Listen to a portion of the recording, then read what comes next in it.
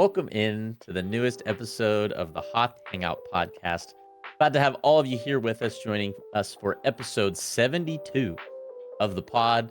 Having a fantastic day. Joey and I, just about 16 to 17 hours ago, watched episode 5 of season 3 of the Bad Batch, which is what we're going to be discussing and breaking down and talking about in today's episode. Glad to have all of you here with us once again. As a reminder, before we get into any of today's topics, first of all, if you're not yet subscribed to the Hoth Hangout YouTube channel, check us out over there for the video version of every podcast, as well as our reactions to all of the latest Star Wars shows, as well as the Bad Batch, which we are currently releasing reactions to every Wednesday morning over on the YouTube channel. So check those out as well if you're interested. Joey and I had a lot of fun once again watching early this morning the most recent episode. Additionally, you can contact us via email at hothangout@gmail.com with your Star Wars related questions. We'd love to showcase them here on the pod and discuss your thoughts as well. Additionally, the Hoth Hangout podcast is available wherever you get your pods, including Apple and Spotify. And if you're listening on a platform that allows you to leave a review, we would appreciate very much if you left a 5-star review on the podcast, as it does also allow others to more easily discover the podcast as well. And we would appreciate it very much. You can also find us on the socials, whether it be Instagram, TikTok, or X. We are findable at Hoth Hangout on each of those platforms. And we are now also findable in another location. We officially are launching the Discord server. The Hoth Hangout official Discord server is a go. If you are interested in joining, I know a lot of listeners, especially over on the YouTube side, the video version of the podcast, are frequent listeners, and so this is sort of serves as a hub or a general place where all of us can communicate collectively about Star Wars with one another in one location. So if you're interested in checking out the Discord, once again, that will be available in the show notes of both the video and audio version of today's podcast. Check out the Hoth Hangout Discord server, newly launched. We're pretty excited about this. Looking forward to kind of building up a community over there as well. And last thing before we check in with Joey today, our question that we wanted to tease for today's episode in anticipation of next week's 2 episodes is: will Tech make a return in the only remaining 10 episodes of The Bad Batch? Will he be back? And speaking of the return, that was the name of the episode that we covered today, that we are going to cover today. So, Joey, first of all, how are you doing? How you feeling about the Bad Batch? How you feeling about life right now? What's going on? I'm watching us record this right now, and we have so much more, I don't know, sleep in our system since the last time we saw each other. If you Yep. watch our reaction videos, we always have our glasses. Our throats are a little bit more scratchy, but this is a much more reasonable hour to be recording anything, especially something like this podcast. So I'm just glad to be here. Glad that the Discord server is up and running. We've been wanting to do that for a little bit, so I hope you all will join us in some fun conversations. Maybe have like little questions and trivia's in there as well. So it's gonna be a lot of fun in the Discord if you guys wanted to join us. But yeah, I'm excited for yet another discussion about our favorite bad batchers, and should be a good one. Batcha. Yeah. Yeah, it will be. Yeah, by the way, quick note on those reactions. I noticed that too when I was rewatching our video that we released early this morning. I was looking at both of us. I was like, man, we look so much different for the reactions than we do for the podcast. Yeah. Because in the podcast, we're both like, it's the end of our days. It's like the Right. last thing we do typically on our Wednesdays, on our Wednesday nights. And for the reactions, it's like 2 or 2:30 in the morning on a Wednesday. We've got our glasses and our hoodies, and we're just like, all right, are we ready? We're so excited for this again. Yeah. Disney, please release these shows at 6 p.m. or 8 p.m. or a Oh, normal time. yeah, Acolyte, come on. Please be at 8 o'clock p.m. Central, please. I'm hoping. I'm really hoping. Well, before we start talking more Bad Batch episode 5, which is going to be the majority of our conversation today, we do have a couple quick pieces of news, some notes that we did want to mention.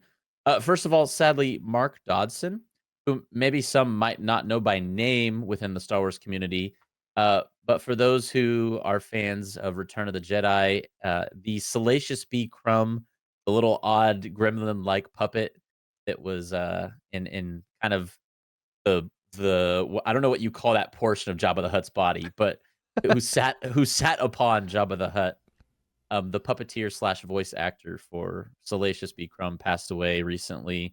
I believe it was 3 or 4 days ago now, at the age of 64. So not only was Mark Dodson known for playing Salacious B. Crumb in Star Wars, he also did the Gremlins in The Goonies, which I did not know prior to this news of his passing. So um, our thoughts are with his family, and as a member of the Star Wars community, we thought it noteworthy and important to make mention of this special part of the Star Wars greater community as someone who was particularly influential in Return of the Jedi with that role. So Mark Dodson passed away at the age of 64 this week. Yeah, So I have a Star Wars friend who is a huge Salacious B. Crumb fan. do you So really? yeah, so her name is Claire over at the Imperial Senate podcast, and Nice. yeah, I haven't checked in with her, but I'm sure that this news hit her hard, and she does love Salacious B. Crumb very much. So, it's interesting. People connect with like have favorite characters, favorite species, and all that.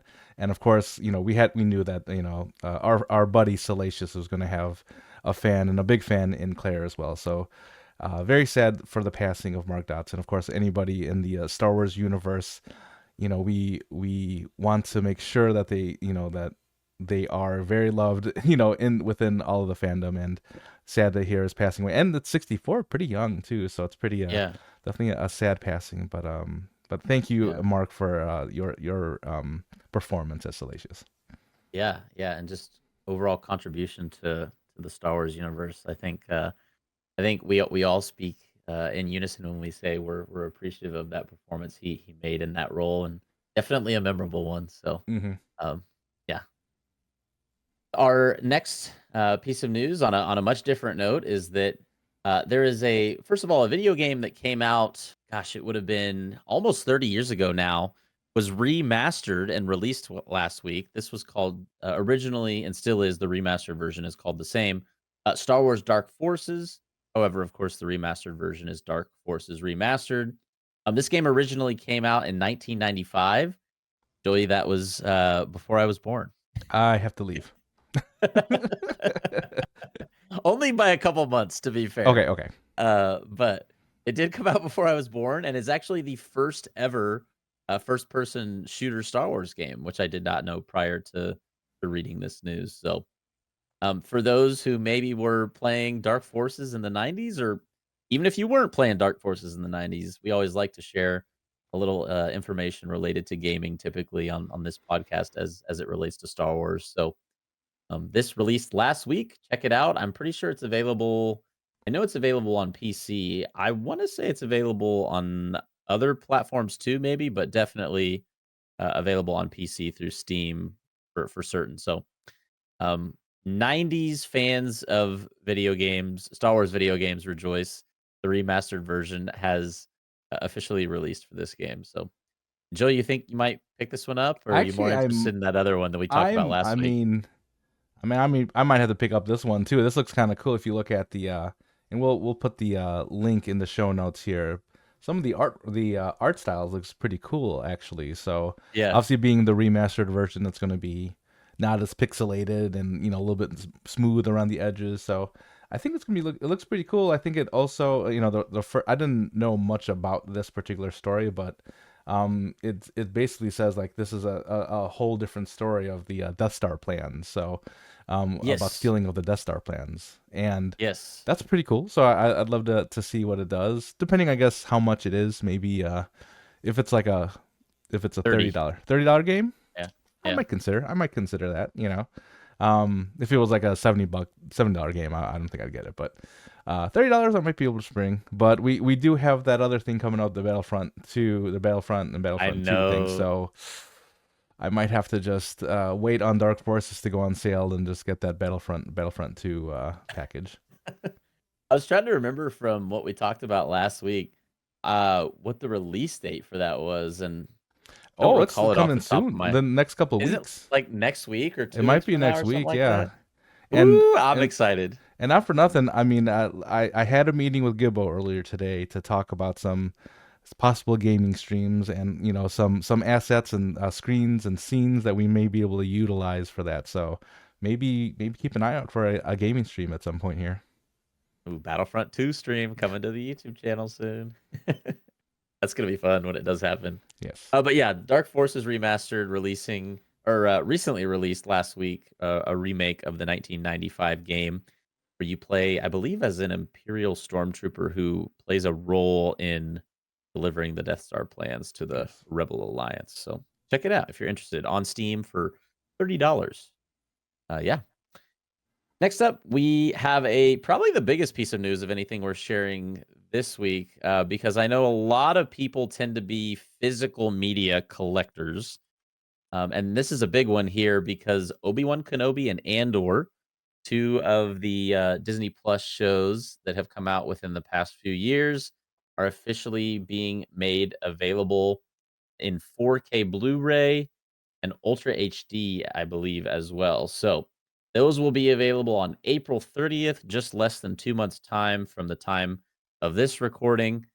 And I don't know, Joey, how do you feel about owning physical media? Because I definitely am a proponent of it. I've gotten away from it a little bit in the last Mm-hmm. few years, but I can tell you growing up, like for example, I had a favorite game franchise, Assassin's Creed.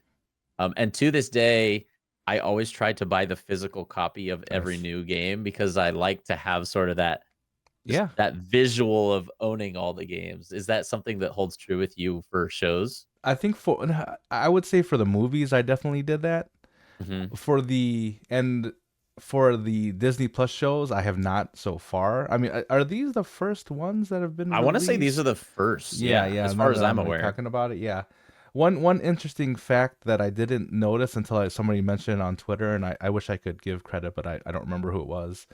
But if you look at the Obi-Wan Kenobi box, it actually says Obi-Wan Kenobi the complete series. So that pretty much finalizes that was Oh, one season. That was the takeaway from it. It's just that it's the one season.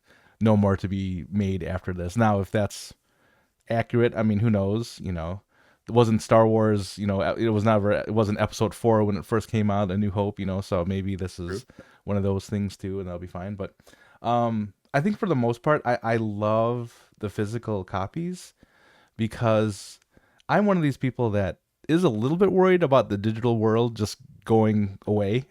Just like, and we would just not have any of that anymore. So if you have a physical copy, then you always kind of own it, actually own and also it always comes with really cool art inside.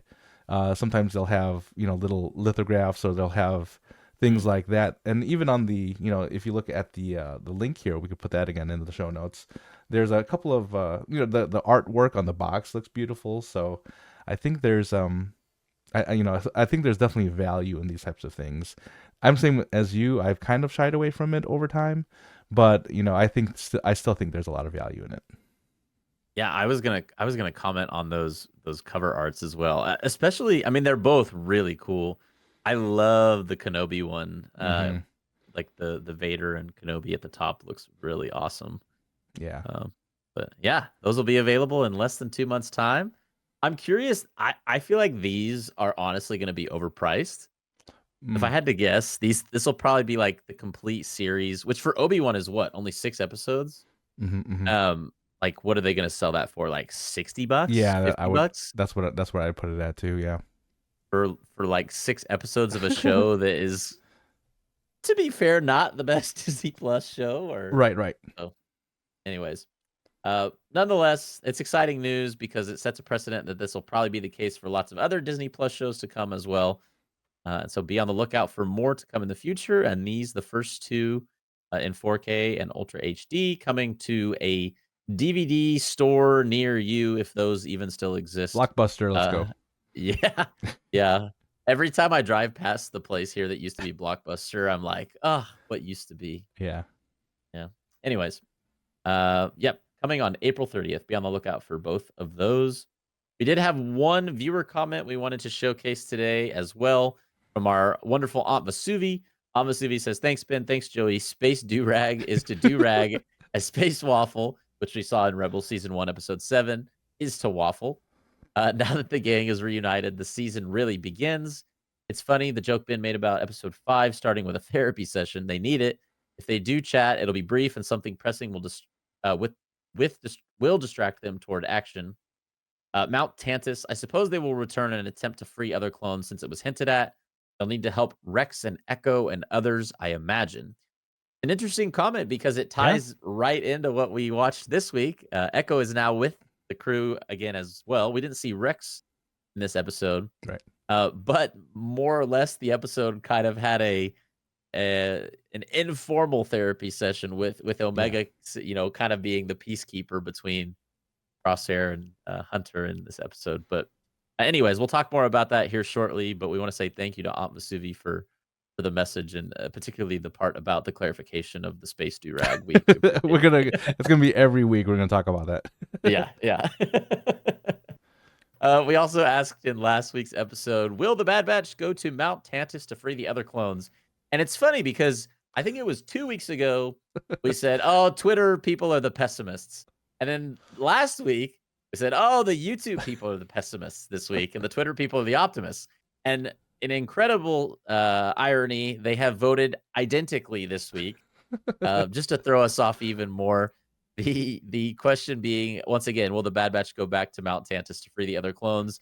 Essentially, 82% of people on both platforms said yes, they would go back, and 18% of people on both platforms said no, they will not. I'm a little bit surprised the yes is as high, especially. Well, I guess this Hmm. was before this week's episode. I was gonna Yeah, say I feel like the no would be a little bit higher after this week's episode, yeah, I but would have to agree with that. But yeah, it was nice to see them get along. Twitter and Twitter and YouTube yes, yes. finally on the same page, on the same chapter of the same book.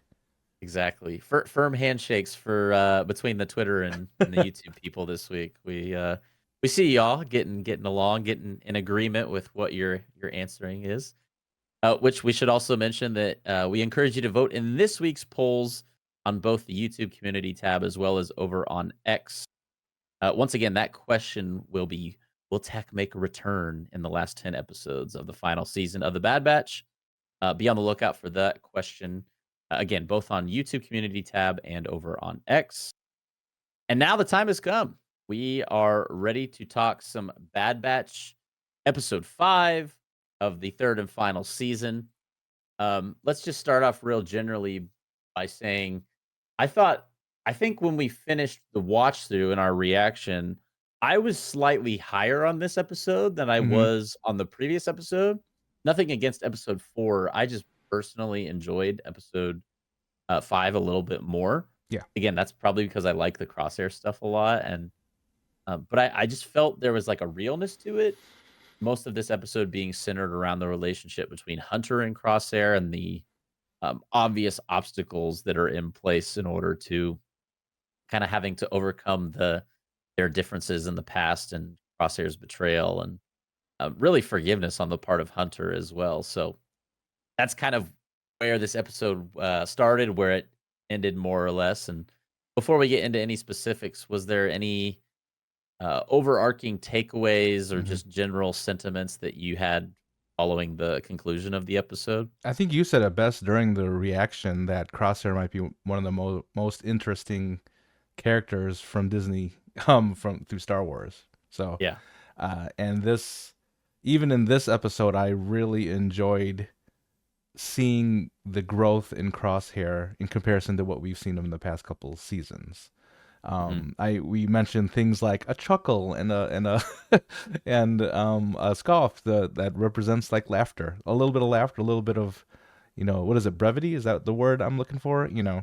Yeah. Um, from him, and it's through, and I said this a couple episodes. The reason for that, for his change, is once again Omega. That Hmm. that is why she is there. She is there to change them, and their help. They will help her to grow up. There's even a little joke here that she makes to Crosshair about being his older sister, and just having her around although maybe in episode 1 of season 1 we weren't quite sure where she was headed, I just love the way, that she has changed this crew. Yeah. Yeah, I mean, that's really what she is to this show. Apart from, being super important for what the Empire wants from her in terms of, like, the whole midi-chlorian plotline we've had this Right. season, what she means to the actual, characters in the show, the Bad Batch particularly, she is that catalyst of change. Like, the reason Hunter has been able to sort of develop into this cold, battle hardened, maybe not cold, but definitely battle hardened soldier into basically a father, or the reason that Crosshair has been able to transition from being this person who's like has to follow orders at all costs to someone who is now um, able to care and able to see kind of the value that the position that Omega brings, able to see the value in that position. So Right. she really is the catalyst for changing this show, like you said. I was not high on Omega at the beginning of season Yeah. 1, I will say. I She don't know if she a lot of people were. she's like the Ahsoka in Clone Wars, I bet. That's where Yeah, she that's a was, good yeah. point. That's a really good comparison, actually, because after the first couple episodes of Clone Wars, maybe even the first season, like you said, people did not like Ahsoka, and Mhm. now look where we are. So, She's got her own um, show. I'm waiting for the Omega show in like, 3 years, 4 years. yeah, live action Omega show coming in 2028. Be on the lookout for it. You heard it here. You heard it here first. Um, well, the episode opens up and they're kind of all together on this ship, and we thought, at the end of episode 4, we thought, man, are they even going to be able to inhabit the same space at the beginning of the next episode? We thought perhaps this episode would start with an argument.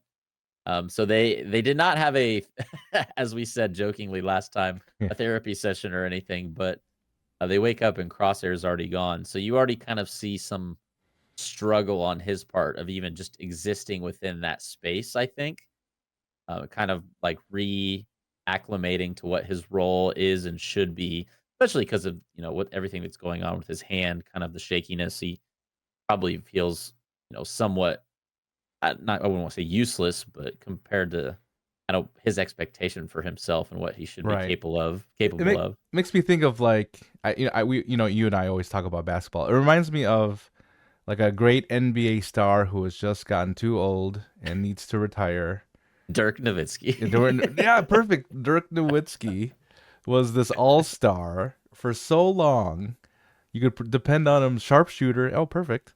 And it was time for him to ride off to the sunset. And Yeah. kind of seeing that in Crosshair, and like, what do you do? What do you do as something that you did all of your life? This is what you were used to doing, and now you can't do that thing. So that's how deep that struggle is. It may just be like a shaky hand, but I mean, it's more than that. It's his livelihood. It's exactly who he's been all of his life, and to take that away from him just seems it's difficult because he sees his brothers, he sees the rest of Clone Force 99 still thriving and doing what they need to do, but Mhm. he is here like absolutely struggling, trying to find his place now.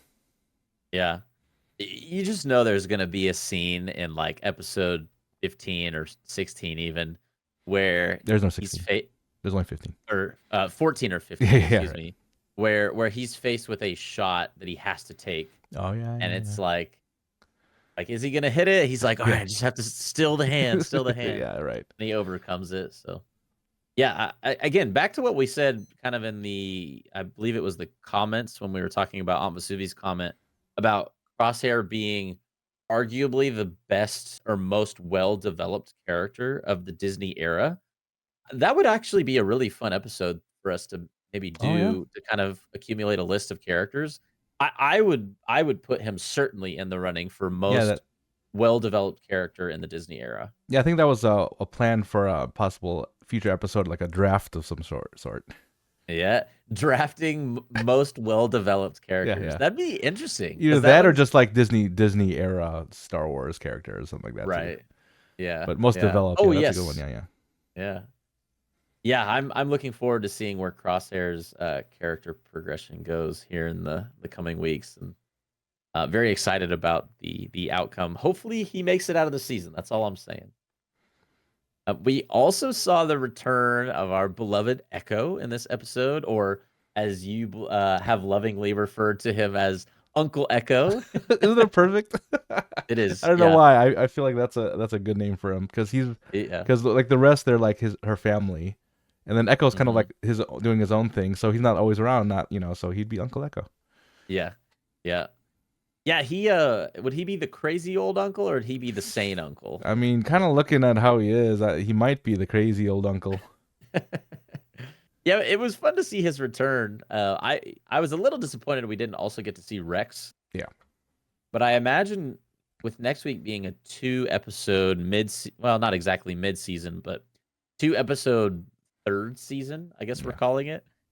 Um, a 2 episode week. I imagine we'll probably see Rex next week, or at least I would hope so. But the big question is, I guess, where is he now? Echo, for the purposes of this episode, kind of served as another reinforcing adult behind Omega to kind of play that peacekeeper role between Crosshair and Hunter. Let them work it out, let them do it their way, yeah, sort of thing. There's no blood this time. yeah, Yeah, that's better than I thought it was gonna be. So, all in all, it was fun to see him kind of return to the crew after being away for a number of episodes since season 2 now. But early on in the episode, they do make it known that in the Imperial encryption will be a problem. And there's this moment where they're all sitting around the table that we talked about it off pod right before we started, where there's this moment where they all drop their heads sort of in exasperation, like, oh, the reality of that just set in because we said it. Like, yes, Tech is not here. yeah.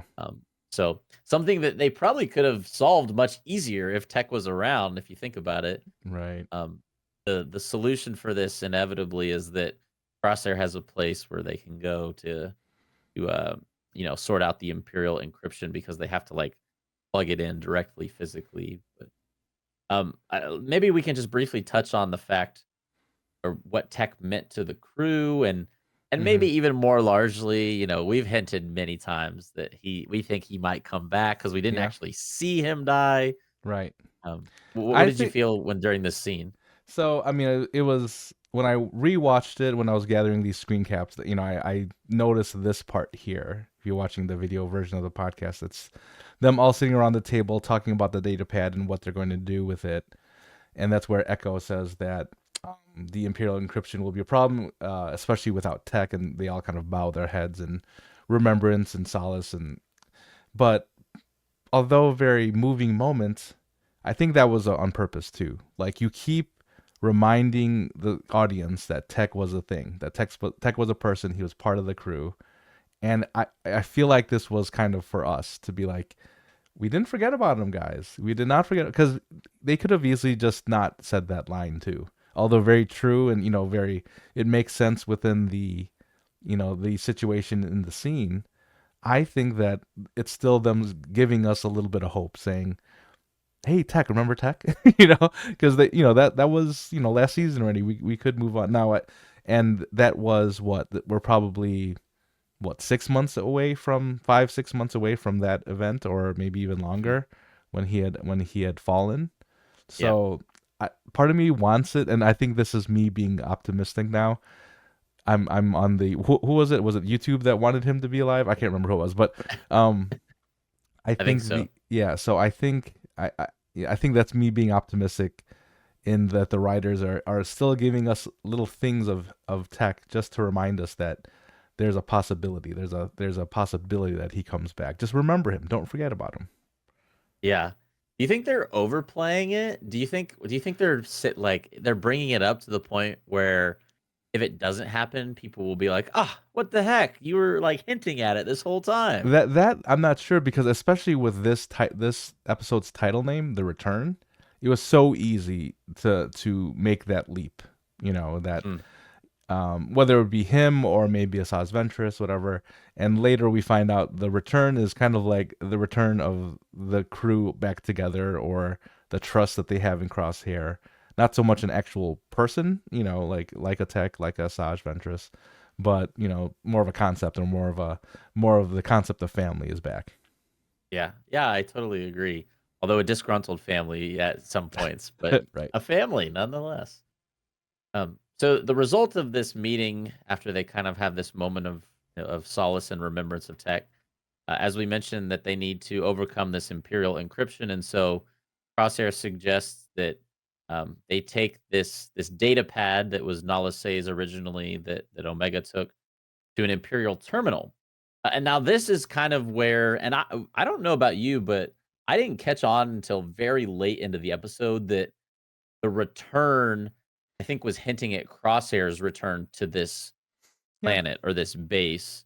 Maybe Crosshair's return to the Bad Batch as well as a unit, but that the return was really referring more so to the character of Crosshair than probably as we had hoped to the character of Tech. Right. Um, yeah, but this is actually so the planet that Crosshair recommends that they take the Nalise's data pad to overcome the Imperial encryption is the same planet where he killed the Imperial officer. I want to say his name was, gosh, I can like see his face, Hmm. but it's the episode is titled "The Outpost." It was from season 2.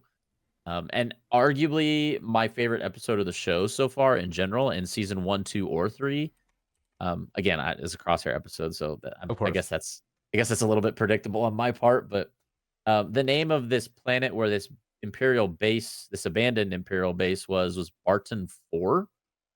And again, this is where Crosshair kind of had this moment of realization that he's being essentially taken advantage of and used by the Empire, and kills his commanding officer, who was very cruel, um, for what it's worth. And so um, It was they get Nolan, to by the way. this Nolan. Yes, I was gonna say. I don't know what I was gonna say. I wasn't gonna say Nolan, so I'm glad you looked it up. But um, so they get to the planet. There's still this bickering going on between Hunter and Crosshair around every corner, and they find that there's sensors, these beacons that keep out raiders. Is what Crosshair says, at least, is that they're used in order to prevent raiders from coming in. And so we learn shortly later that this is not the case, and we get a glimpse at kind of a new space species, a new creature, which we had a fun little little time during the reaction trying to guess what the name would be, and then it was like, oh, worm, but it's spelled with a Y, not an O. Yeah, right. Um, Anyways, not to jump ahead too much, but there's a really important conversation that happens on this abandoned Imperial base on Barton 4 shortly after the crew gets there, and it's between Crosshair and Hunter, and it's really the first meaningful conversation they have since Crosshair's return. And it's really just laying a conversation of laying all the cards out on the table. They're clearly mad at each other still. There is this anger within Hunter that Crosshair would ever even consider betraying them and committing to the Empire and leaving them behind. And you can see that Hunter is holding on to these feelings of kind of just anger towards Crosshair. And not in the same way that there's really no inclination that Wrecker or Echo Right. feel this way at all, and definitely not Omega. In fact, Omega, as we said earlier, is really keeping the peace between these two at many different points. And Crosshair says something. I wanted to ask you about this. Hmm. He says something really profound. I thought this was probably the most impactful moment of the episode for me personally. Um, he's speaking to Hunter. They're both kind of just yelling at each other, honestly. And he says, "You're just upset because because I helped Omega escape and not you." Something to that effect. That he was the one that was able to help and not him. And I just wanted to kind of get your thoughts on that conversation, if you can call it a conversation and not a Right. yelling match, that the two of them had, particularly that comment from Crosshair to Hunter. When that screaming match or whatever you want to call it was happening, of course I'm going to start on Hunter's side Hmm. and and see, like, all the things that Crosshair had done throughout this series. And even when, he was in jail, he was trying to, like, kind of be the, oh, we're never going to get out of here. Just like, almost like an annoying guy. Like, just come on, we got to go. We got to go. So for the most part, I was starting off on Hunter's side when this conversation started. But then he said that. And, and it made me really stop and think about what was Hunter's beef with him really at the end of all of Hmm. this? Obviously, yeah, like you said, Wrecker and Echo don't really have a ton of feelings around it. I mean, maybe there is, but they just don't show it. But especially with Hunter, he was very, very confrontational at this point. But when he said that, I mean, it kind of took me aback as well, Hmm. because kind of true. Is there part of Hunter that's actually upset that it wasn't him that saved Omega, but that Crosshair was actually the one that helped her out in the end. Now, of course, and the same goes for everything that Crosshair did. He told them where to go and everything, so they had everything they needed to go help her. But did Hunter put his pride in front of that, saying, "Oh, Crosshair would never help us in this way. It's a trap or whatever," only to find out that was the truth. And but because of that, and I think what Crosshair said was along the lines of, "She suffered the way everything because you didn't trust me," or something Hmm. like that. So to hear that coming from him, I mean, he's in his right mind. I mean, he understands all of this as well. Just and kind of stung a little bit. I gotta admit, kind of stung. And right there, I was just like, "Oh, Crosshair's got a point there." Yeah, that was going to be my next question to you. Is there any truth to this this Yeah. thing he's saying to him?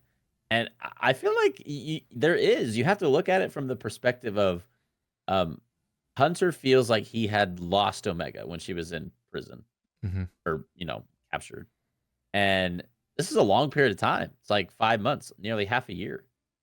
So this is an entire period of time where Hunter, along with Wrecker, are constantly. I think they said like they went across the galaxy 3 times or something like that. I don't know if they meant that literally or Right. just to imply that they looked for her a lot Yeah. Right.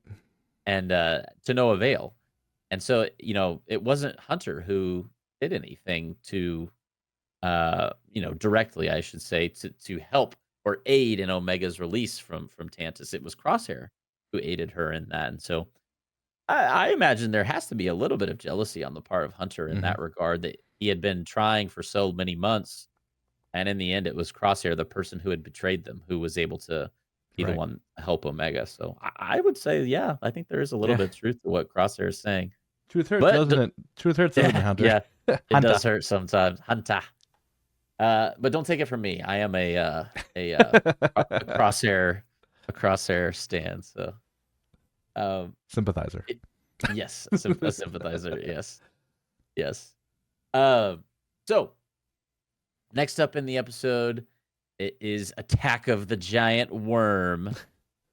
Whatever we're calling this thing, it literally was called a worm, WYRM, in the episode. So, to my knowledge, I don't think we've seen this anywhere else in Star Wars, Hmm. whether it be movies, TV, Yeah. games, or wherever, whatever the case may be. I think we got a new species here. Yeah, it reminded me of Uh, the crate dragon, as I mentioned, and was it the yes, Mandalorian? I think that's where hmm we had seen that, being able yes, to burrow through the snow, and even leaving the because that's what Hunter was running through, like basically the tunnels that the worm had created throughout the snow. right, right. Yeah, and the tunnels actually, shortly thereafter serve, like you mentioned, as kind of that avenue for Hunter. I don't know how they I think I asked you this during our reaction. I don't know how Crosshair just knew that the tunnels would lead perfectly to the beacon. Like there Right. was a moment where he's like, just follow the tunnels and hope that it gets you to where we're going. I Right. was like, Yeah. what if they just go a completely different direction? Right. Um, but I guess right before that, they kind of developed this new plan where Wrecker's role is to reset the fuse box. Meanwhile, Crosshair and Hunter, along with our beloved Batcher, their role is to sort of lure the worm outside of this perimeter, so that the beacons, they can then, once they flip them back on, the worm is then trapped outside the perimeter. Tech is kind of being the spotter for them during this whole thing, and then Omega is the one that's going to start up the beacons. So, by the way, there was that funny part you and I both enjoyed where Hunter, in order to reset the fuse box, had to like dig out that pile of snow from in Record, you front mean of the record? door. Or Hunter, I'm sorry, Wrecker. Yeah. Yeah. Man, Hunter and Wrecker. Those are the two, for whatever reason, that always get switched in my Because mind they're the two that are always together. I feel like. yeah, that to be fair, I Yeah. think just phonetically though, I don't Yeah. know Sure. why in my brain Hunter Oh, Wrecker. I guess they I was sound trying to give you somewhat another out, similar. but that's fine too. Yeah. I appreciate it. I just I need to be a little bit more careful with which character I'm referring to when. Yes, Wrecker is digging out from under the snow, much like Batcher was for the first set of doors when they first landed on Barton 4, which was kind of a funny part, you know. Oh, and then right before that, he had that other great line where it's like, "Why is there always a giant monster?" Yeah. Which I think may have made it into the trailer too, if I'm not, or I Oh, feel like I had maybe. seen that line at Yeah. some point. Uh, but anyways, so they come up with this plan. Ultimately, Hunter, I almost did it again with a different character. Hunter gets trapped in this little one of these underground caves that the worm has burrowed, and Crosshair is the one who, you know, lowers down his weapon in order to pull him up, and they get to safety just in time. So, kind of as we predicted, Crosshair did have a role in saving Hunter from the worm in this episode, which is important because what they could not talk out with their feelings, they acted out with their physical actions, I guess you could say. Hmm. So, is there forgiveness on the part of Hunter after this? Saving on the part of Crosshair. I would say so. I don't know. What do you think? I mean, if I was mad at somebody and they saved my life, yeah, I think I'm gonna give them a. I think we could talk now. I think we could definitely have a conversation. Yeah. Well, and all of that was personified by their conversation after he saves him. When Crosshair says, "I've done things, I've made mistakes," and then Hunter says, I have regrets too. All we can do is keep trying to be better, and who knows, there might be help for us yet." Which I thought was, you know, Yeah. very very poetic in a way, just kind of understanding that the past is the past. You know, forgive and forget and learn, and that they're moving forward now. You know, there is still this sort of brotherly rivalry between the two of Yeah. them that we're probably going to see, but it's not going to be filled with so much venom, Right. probably as there was throughout this episode. I mean, you So have brothers, right? I mean, yeah, I have I brothers do. too, and the rivalry will always be there. When we're young, when we're old, things might not go right, but at some point, you look back and you're like, yeah, we're brothers. This is fine. Yeah, yeah, and I think Crosshair and Hunter have kind of arrived at that point. They know they're different. They know they've had their differences, but they're headed forward towards the mission, which I guess at this point we're a little bit unclear on. I might add kind of where exactly we're going in the next episode, because if I'm not mistaken, kind of the implication was that they would provide the information they obtained from the encrypted em- data pad, or the encrypted portion um that they were trying to recover. They were going to provide it to Rex, or Hmm. Echo was going to provide it to Rex. Hmm. So it made it seem like they're not going to be the ones going back to Tantus. Right. Now I would assume they probably will eventually at some point in this season. I'd be surprised if they don't. But I don't know. Is it fair to say it's a little bit unclear what their next immediate move is in the next two episodes? Yeah, and I kind of like it. Not gonna lie. Yeah. Yeah, I kind of like that we don't quite know what's gonna happen in these next two episodes because it kind of the point of these first five were to get this group together, get them Mhm. back together, get them reconciled, and now we're ready to take on the world. So, or the universe at this point. So I think that's where we needed to get to, and yeah, this is as much as we kind of called it a little bit, right? You think you and I were both like, they're going to have to do something. Oh, I'm sorry, Crosshair is going to have to do something to regain trust. We weren't sure at first if Wrecker was kind of part of this discussion, because it seems like Wrecker's like, he even says, well, if Omega trusts him, I trust him. Mhm. And that was it. That was like all he said about it. But Hunter, we had to get a little bit more. He had to earn that trust back. So kind of like Right. what we expected. No therapy session, as Anvasuvi was saying, but we did get some a reconciliation here. Now, was it through talking? Kind of here at the end, it was. Mhm. They were on the same page once again, and being both having those same types of feelings of regret, but now they can push those regrets aside and kind of learn from those mistakes. And just as Hunter said, there might be help for them yet. So I think this was a great way to kind of end this chapter of the season. Now what's coming up, when you read a book, sometimes you just don't know what's actually going to happen next, Mhm. and that's okay because it's a whole other chapter, a whole other part of the book. Of the book. Consider this Act 2 of this season. Yeah, I think that's a good way of viewing it. Like you said, I think these episodes were necessary, and they function in their role of bringing the crew back together. And now we're ready for the rest of the show, whatever these remaining 10 episodes hold for us. And so, before we look forward for what's to come, when you kind of look one last overview of this entire episode 5, if you had to pick a favorite part of the episode, you have an idea what you think it would be. With me, I kind of already mentioned that I Mm-hmm. really enjoyed the confrontation Yeah. portion between Hunter and Crosshair, and sort of in the middle of the episode. I liked the realness of it, the honesty of it, even though it was kind of from a place of anger. Mm-hmm. I liked how real that felt. It didn't feel so cartoony to me. It felt like two like real people having a genuine, you know, just being genuinely disgruntled, to put it lightly, with one another to the point of yelling in frustration. And I appreciated how it didn't shy away from showing something like that, even in animation. I thought it was really well done. Did you have a part that was your personal favorite from this one? My part was the actual, I guess, kind of the mission this time, Mhm. because we got to see them all work together again, Mhm. and it concluded with not only success but also seeing Crosshair, buying back into this group, with the group buying back into him, Mhm. trusting him at the end where he had to, kind of pull Hunter back up, from underneath in the tunnel. So I think that part in itself, just it was great to see them at work again. And what we said earlier, that this is how they talk to each other. This is how they communicate. This is how they trust, is through these actions.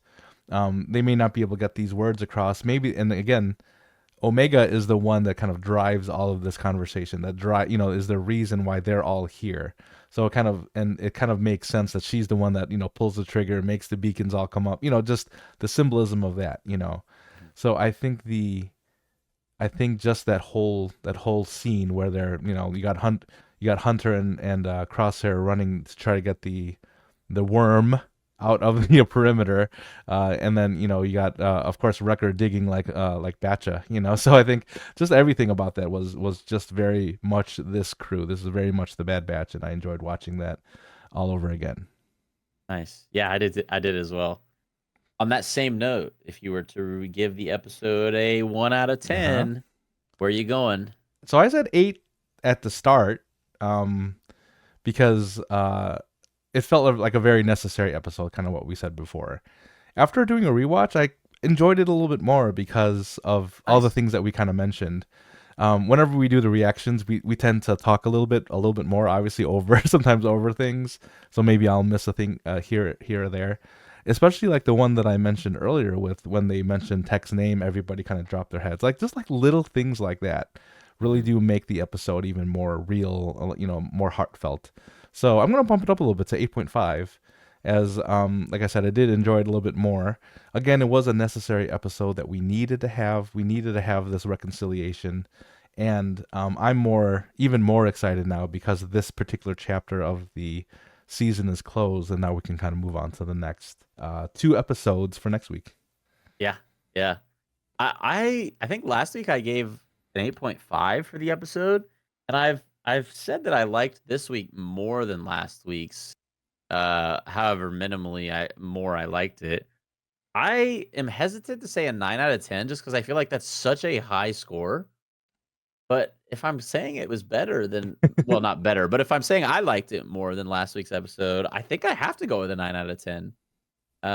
So I think my Bad Batch scale will just be slightly elevated, so that everything is just it. I indicate that I just love this show by giving nothing less than an 8 out of 10. Yes.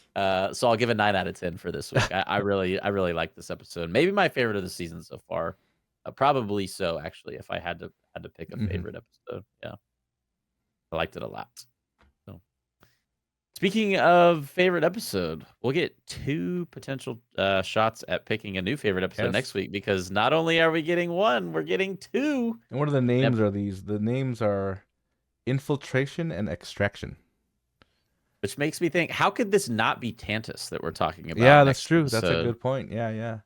Unless there's just a completely different place we'll be introduced to in the first 5 or 6 minutes of the next episode that we're gonna be infiltrating, but, that remains to be seen, I guess, and so in that light, in anticipation of next week's 2 episodes and the remaining 10 episodes of this show as a whole, our question we'd like to pose to you this week is, will tech make a return in the last 10 episodes? And again, as we stated earlier, this question, if you'd like to respond with your thoughts, you can respond on the YouTube community tab or over on X at Hoth Hangout over there as well. Your thoughts on whether tech will make a return or not. And speaking of other people making appearances, are we going to get some Massage Ventress next week? I don't know. What do you think? Oh, please. Would be great 2 time for it. episodes seems like the time when you would do it. The mid season. It's still unclear to me why these 2 were chosen to be put Yeah. together, other than the names kind of being, like Yeah. one of them's were going in, the other ones were going out, sort of thing. But I we appreciate it don't. though because this is, I mean, essentially it sounds like a part 1 and part 2, Yeah, and we don't have to have a week in between it. So I appreciate them putting them together. yeah. I think it's gonna be good. It's gonna be fun. We're gonna get to, as we said, we'll be up even later next week, Joey. So catch us from 2 to 3 in the morning next week, probably watching these 2 episodes. But we're excited for it nonetheless. And then after our reaction to episodes 6 and 7, which will come out over on the Hoth Hangout YouTube channel next Wednesday morning, our thoughts, discussion, and breakdown to both episodes 6 and 7 will be available the following morning, Thursday, what would that be? The 14th, I believe, for the discussion on episodes 6 and 7. For episode 73 of the Hoth Hangout podcast, that will be our topic once again for next week's episode. Looking forward to the rest of season of Bad Batch. It's going to be fantastic. It's been a fun one today.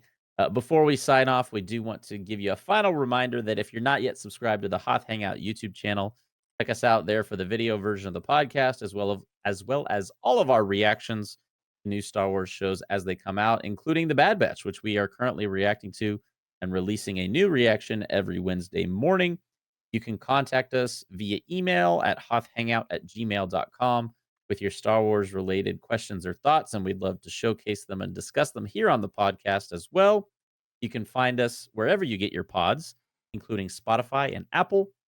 And if you're listening on either of those platforms or any platform that allows you to leave a review, leave a 5-star review on the podcast. We would appreciate it very much. And it does allow the pod to be more easily discovered by other folks as well.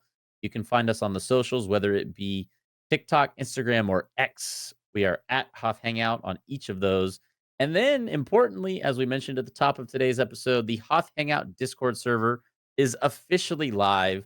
If you'd like to join the community over on Discord, the link will be in the show notes of this episode, both the audio and video formats.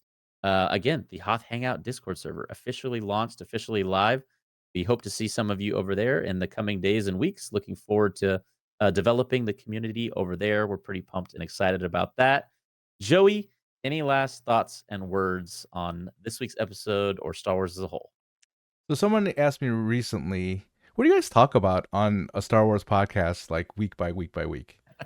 Um, and it's funny because I mean, they're the people that aren't like following the animated series that don't even know anything, like, oh yeah, well there's this show that comes out every week and we Right. review and we talk about it every week, and they're like, oh, I had no idea. So it's kind of funny to have this with like them people, people that aren't like hardcore Star Wars fans or whatever that have any idea that these things exist. So to kind of be in the, I'll say it, like the cool crowd, of the Star Wars fandom, like really get into these types of things because characters like Omega, characters like Crosshair just bring so much to the universe, and to be able to see it in real time, to enjoy it with fans, whether it's on Twitter or YouTube or now Discord. I mean, it's just a great time. We've said it time and time again. Great time to be a Star Wars fan, and I hope everyone is enjoying the journey as much as we are. Yeah, that's very well said. I couldn't have said it better. I am enjoying the journey very much, especially now that with Bad Batch, and so we look forward to watching more Bad Batch next week. Once again, tune in next week for the reaction to episode 6 and 7 on Wednesday morning, and the podcast on Thursday morning with our discussion and thoughts on the episodes themselves. Lastly, we want to say a big thank you to Gibbo for producing today's show, video, and assets, who can also outdig both Batcher and Wrecker at the same time. That's crazy. Yeah, I could see also, it. Gibbo, we're currently at 55 minutes, so Let's go. under an hour, 2 weeks in a row, baby. Well, we're gonna see if we can make it 3 weeks in a row next week. We appreciate you all for listening. Shout out to George Lucas. Shout out to Dave Filoni. Shout out to Giant Worms. And we will catch you all for the next episode, when we'll be discussing episodes 6 and 7 of the 3rd season of The Bad Batch. And until then, we appreciate each and every single one of you so much. And may the Force be with you.